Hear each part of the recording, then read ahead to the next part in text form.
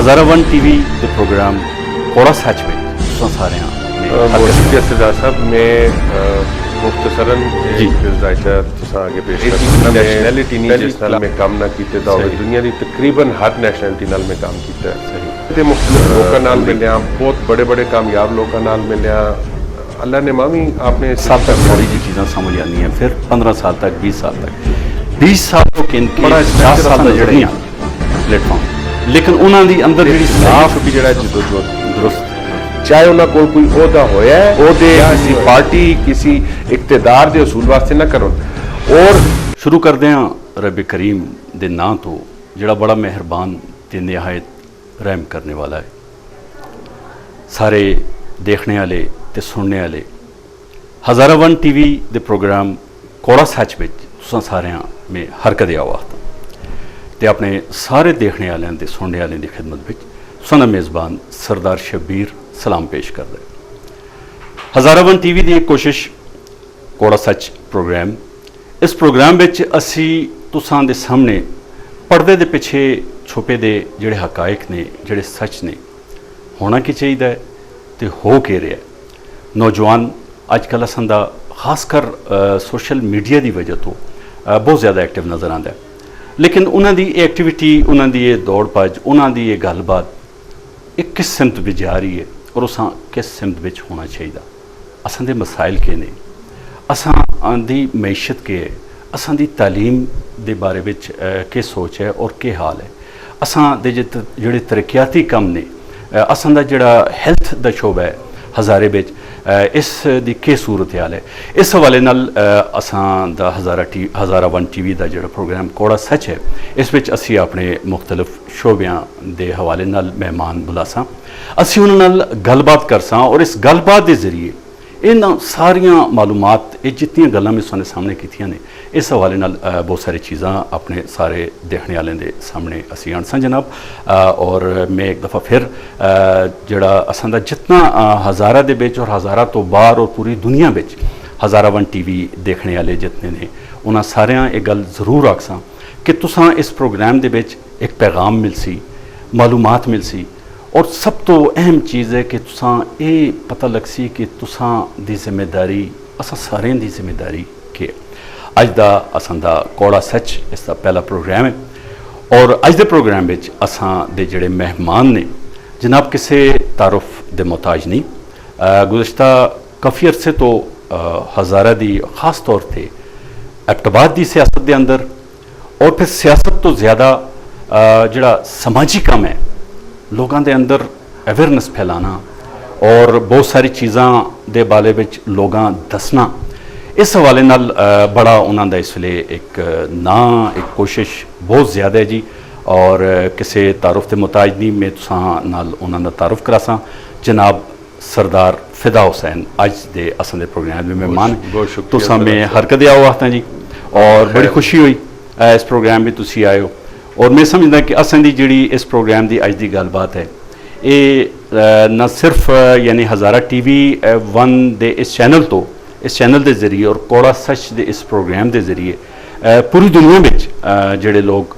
खास तौर पर वैसे तो सारे पाकिस्तानियों वास्ते इंशाअल्लाह ये पैगाम है लेकिन खास तौर पर हज़ारा दे जिहड़े नौजवान और हज़ारा रहने वाले ने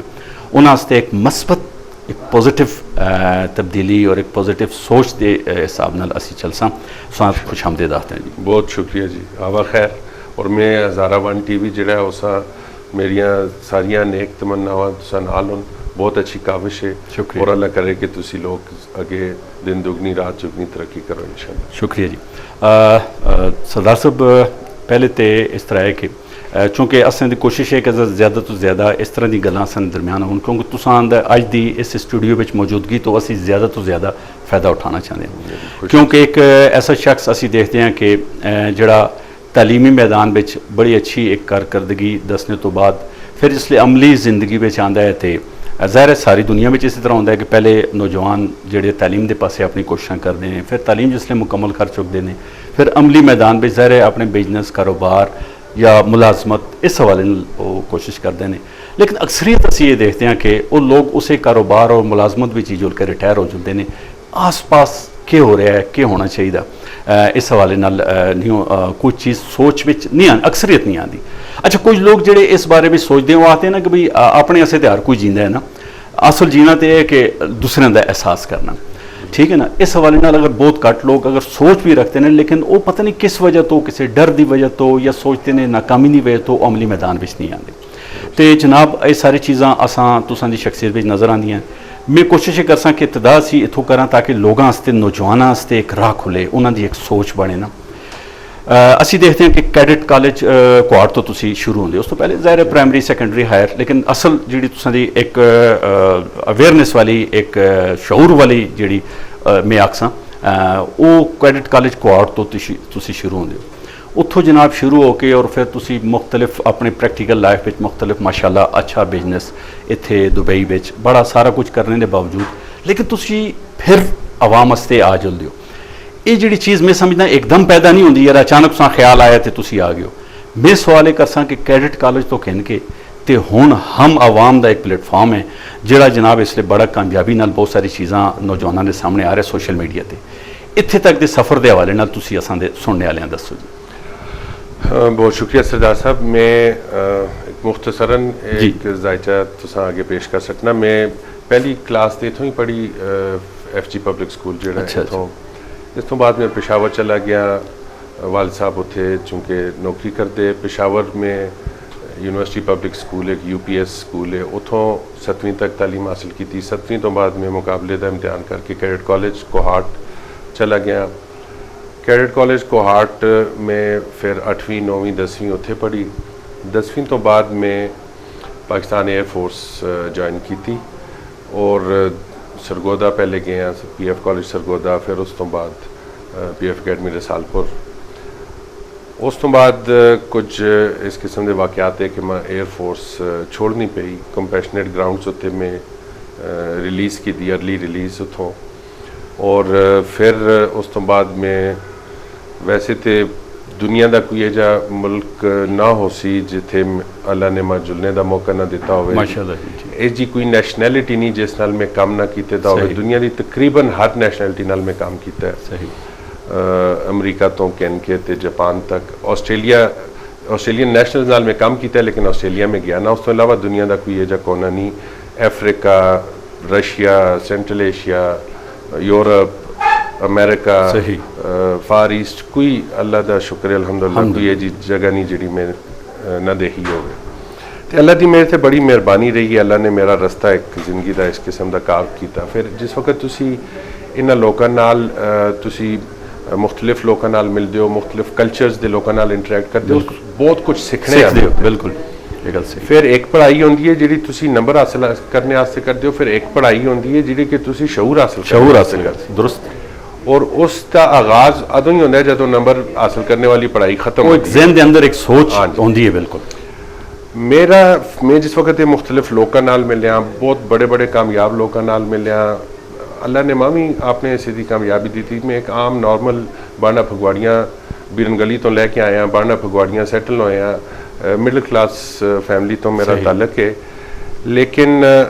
मैं देखा कि बड़े लोगों के अंदर कोई बड़ियाँ खूबियाँ होंदियां। सही। फिर मैं तारीख और सियासत इन्होंने दोनों का मुताला जोड़ा ये मैं मेरे दो ही शौक हैं। अगर मैं किताब किन्ना तो मैं या तारीख की किताब किन्ना या सियासत की किताब किन्ना, और उस तो कुछ सीखने की कोशिश करना। तो इस सारे सफ़र के दौरान अल्लाह ने कुछ इकबाल साहब आखते हैं, अल्लामा इकबाल साहब की गिरा खुलतियाँ गई, कुछ गिरा खुलियाँ, कुछ गिरा आज भी शायद खुलने की मुंतज़र हूँ। लेकिन मैं बहुत ज़्यादा इस चीज़ उत्ते कीन हाँ और मैं शौक है कि मैं आपियाँ गिरा भी खोला। और फिर मैं जिस वक्त कोई नौजवान देखना ना, तुसी यकीन करो कि वो एक नेचुरल चीज़ है कि मैं जिस वक्त नौजवान देखना मैं आपियाँ बहुत बड़ा मुजरम पाना। सही। कि उस नौजवान की अज जो पाकिस्तान का नौजवान है उसकी डायरैक्शन के वे, उसका फ्यूचर के वे,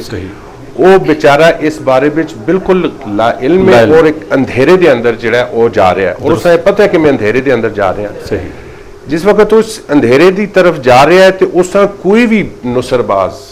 कोई भी फ्रॉडिया, वो कोई रोशनी की किरण की उम्मीद दिलाता है ना, ਉਹ बेचारा चूंकि अंधेरे को डरिया उधर होया नस उस रोशनी की किरण की उम्मीद पीछे जिहड़ा वो नस चुका उसने सही और गलत की समझ नहीं सही और गलत की उसने पहचान नहीं क्योंकि सही। इतना डेस्परेट होता बिल्कुल। है उस इर्द गिर्द तारीकी इतनी ज्यादा है कि उसने कोई उम्मीद भी दिलांदा है तो वो उस पीछे चला जुलदा मैं समझना कि नौजवान जिहड़े न वो किसी भी कौम का सरमाया न बिल्कुल कोई शक नहीं और जिहड़ी यूथ है और जिहड़ी तुसां दी एनर्जी है मैं अपने नौजवानों नाल ये गल करसां कि जिहड़ी तुसां दी एनर्जी है इसा मुस्बत सिमत उत्ते खड़ो बिल्कुल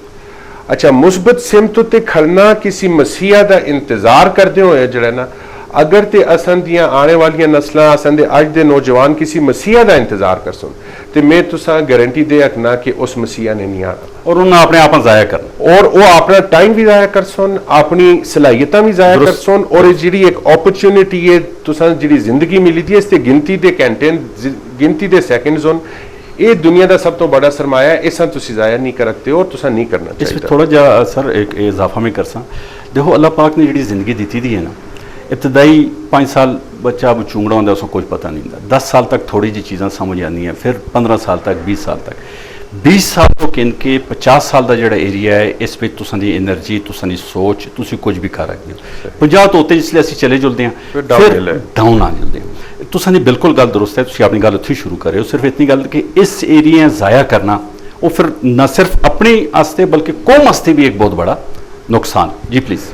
लिहाजा मैं ये चाहना कि मेरा जिहड़ा मैं अपनी जिंदगी के अंदर देखा है मसीहा जिहड़ा है ना वो हर शख्स के अंदर मौजूद दुरुस्त उस बाहर तलाश करने की जरूरत नहीं तुसां दे अंदर मौजूद है सच जिहड़ा है वो तुसां दे अंदर मौजूद है उस बाहर तलाश करने की जरूरत नहीं तुसां अपने गरेबान के अंदर झांकना है अपनी जिहड़ा खुद एहतसाबी करनी है इससे तुसां सच भी मिल जाए ठीक है एक चीज़ जिहड़ी लैकिंग है या जिसकी कमी है वो ये वे कि लोगों में शायद ये यकीन लोगों का नहीं कि एक आम आदमी कुछ कर सकता है गल ये समझते हैं कोई बहुत बड़ा आदमी हो सी किसी बड़ी लैंड क्रूजर तो लैसी किसी बड़े घरे पिछों बाहर निकल किसी बड़े प्यू दा पुत्र किसी बड़े प्यू दा पिछों दादा परदादा जिहड़ा है वो चलदे आसन ते ओ आके तब्दीली करसी मेरी नौजवाना अगे मेरी कोशिश है कि मैं नौजवाना ये यकीन दिलावां कि तुसां दा अपना हौसला तुसां दी अपनी हिम्मत और तुसां दा अपना एतमाद जिहड़ा है वो तब्दीली कन के आस दुरुस्त इस भी थोड़ा जा अगर मैं इजाफा करा तुसी शायद इसकी मेरी इस गल की हिमायत कर सो दुनिया की तारीख में जितने लोग तारीख बदलने वाले ने जिन्हें यूरोप में अमरीका में इस्लामी तारीख में और बहुत सारे असा ऐसे लोग नज़र आते हैं कि जिन्हों के पिछों फैमिली का कोई इतना बड़ा स्ट्रक्चर असा नज़र नहीं आता प्लेटफॉर्म लेकिन उन्होंने अंदर जी सलाहियत छुपी जिस तरह उसने किया कि हर आदमी के अंदर सलाहियत होती है हर आदमी के अंदर सच होता है उस सिर्फ सामने आने की एक हिम्मत चाहिए होती असी देखते हैं कि वो लोग इनके आए तो उन्हें पूरी दुनिया का नक्शा असा बहुत इब्राहिम लिंकन और बहुत सारी चीज़ा असा नज़र आदियाँ इस तरह के बड़े बड़े ना नज़र आते इस चूँकि प्रोग्राम दा टाइम इतना नहीं कि असी उस पासे जुलां लेकिन सिर्फ ये तुसां जिहड़ी गल की 100% तारीख इस गल की हकीकत असां ने सामने रखती जी दूसरा मैं अपने नौजवानों नाल एक ये चीज़ भी शेयर करना चाहना जी और उन्हें इस चीज़ का यकीन दिलाना चाहना कि ओहदियां दी दौड़ किसी इक्तदार दी दौड़ इसकी कोई हैसियत नहीं बिल्कुल सही इसकी जीरो हैसियत भी नहीं कि तुसी वजीर आजम बन जुलसो लेकिन अगर तुसी कोई फर्क नहीं पाकते हो तुसी अपनी कौम कहन के उते नहीं जो लगते हो तो सादा वजीर आजम बनना किस काम दा तुसी एमपी एमएनए के औकात है एमपी एमएनए ये असा लोगों ने एक हवा बढ़ाया हुआ है असा आपे उते तारीख ही दे कि कोई एमपीए बहुत बड़ी चीज है या एमएनए बहुत बड़ी चीज है बिल्कुल भी कोई चीज नहीं असल चीज दुनिया की तारीख तुसी चाह के देख के नो तुसा वजीर आजम दे ते सदरां दे नाम बहुत घट नजर आसन यही गल दुनिया की तारीख में ना उन्होंने लोगों ने जिन्हें निज़ाम के खिलाफ जिहड़ा जदोजहद की दुरुस्त चाहे उन्होंने कोई ओहदा होया है या नहीं होया तुसी ये सिविल राइट्स मूवमेंट तुसी देख के नो जी स्याह फार्म आबादी है जी अमरीका की उन्होंने अपने हकूक वास्ते जी मूवमेंट शुरू की थी मार्टिन लूथर किंग जिहड़ा उन्होंने तारीख का सब तो बड़ा फिगर है जिसने कि कालियां दी जदोजहद उन्होंने हकूक की जदोजहद आगाज किया और अगर तुसी मां चॉइस तो ना जी बराक ओबामा भी एक स्याह फार्म है जिहड़ा कि 2 टर्म्स उसने एज अ प्रेसिडेंट गुजारियां अमरीका दा प्रेसिडेंट दुनिया की ताकतवर तरीन जी रियासत समझो दुनिया पूरी दा करता धरता है लेकिन मेरे ख्याल नाल जिहड़ा स्टैचर जिहड़ा मकाम जिहड़ी तब्दीली और दी बुनियाद रखने वाला और जो लोगों ये यकीन और सच उत्ते आने वाला कि आपने हकूक वास्ते लड़ना है। मार्टिन लूथर किंग का जो किरदार है, बराक ओबामा का किरदार उसके अशरा शेर भी नहीं बोने दे बराबर नहीं नहीं ठीक है। यही गल मैं चाहना कि असन दे नौजवान जिहड़े न वो किसी मकसद दे हसूल वास्ते जदोजहद करन, किसी ओहदे, किसी पार्टी, किसी इक्तदार दे हसूल वास्ते ना करन, और तारीख में अगर जिंदा रहना है और तुसा ने कोई ये जी चीज दे के जुलनी है अपने इर्द गिर्द मुआशरे या माहौल वो ना इमरान खान दे नारिया नाल तुसी दे सकते हो, ना नवाज शरीफ दे नारिया नाल दे सकते हो। और तुसी हक और सच की गल अगर इमरान खान दी फेवर विच जुलदी है फिर भी करो,